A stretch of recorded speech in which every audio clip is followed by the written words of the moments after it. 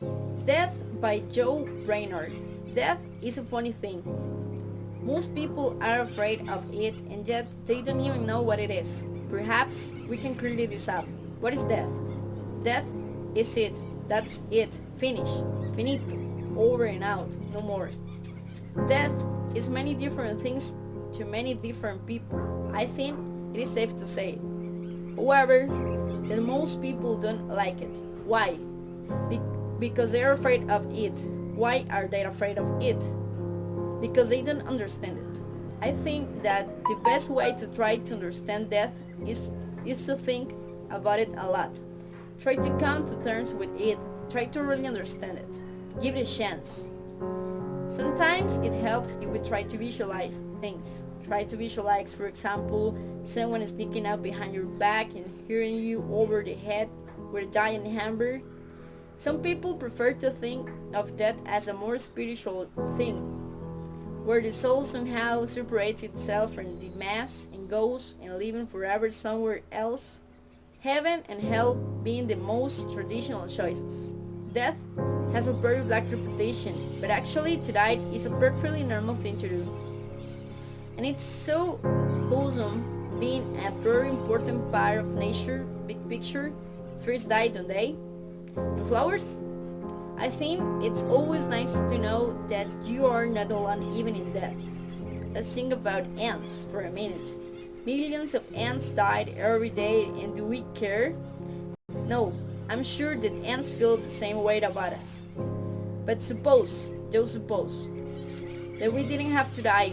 That wouldn't be so great either if a 80-year-old man can hardly stand up.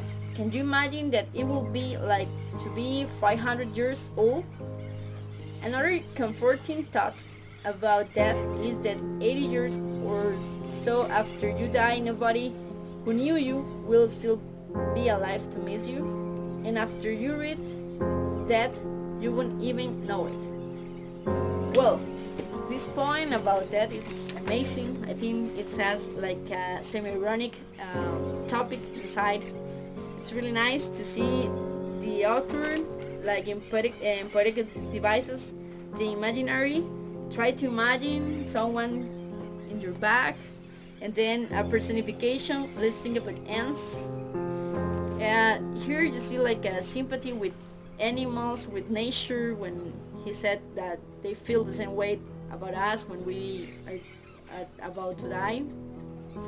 And this poem, uh, that topic about death, we always as humans being, we try to live la vida loca.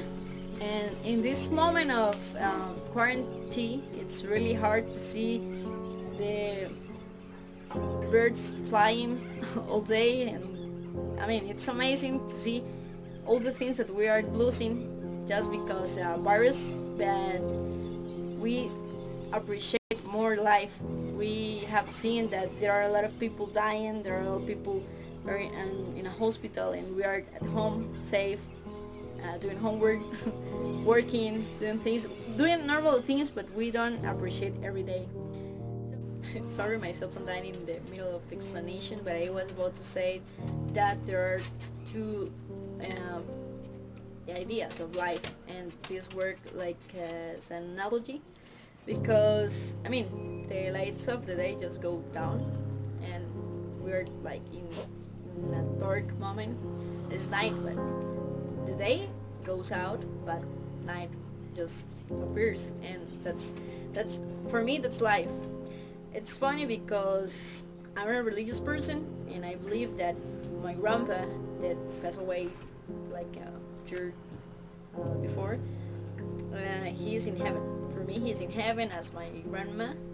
So, but when I think about my cat or my dog, I think that they are like another like another cat or another dog body being happy with another person and make that person happy. So that's funny. That's a funny thing for me because I'm religious, and I think that for humans, but for animals, I think that there is another idea.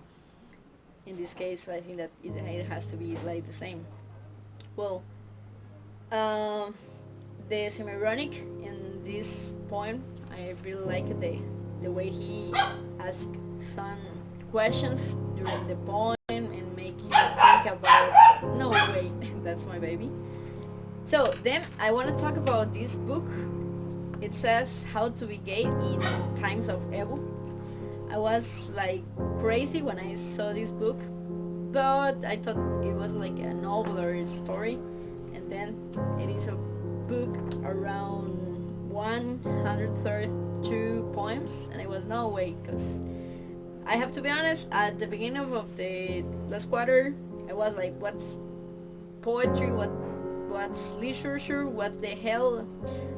And I was like, how the hell I'm gonna pass this course? But I really like it. I really like it, the way the course tried to explain us so many things about English, about artists, about writers. Sorry, about no, they are artists. So it's really nice because I was at classes and I was like, how the hell? I mean, how the hell the teacher can read and have that ideas and can explain it that way.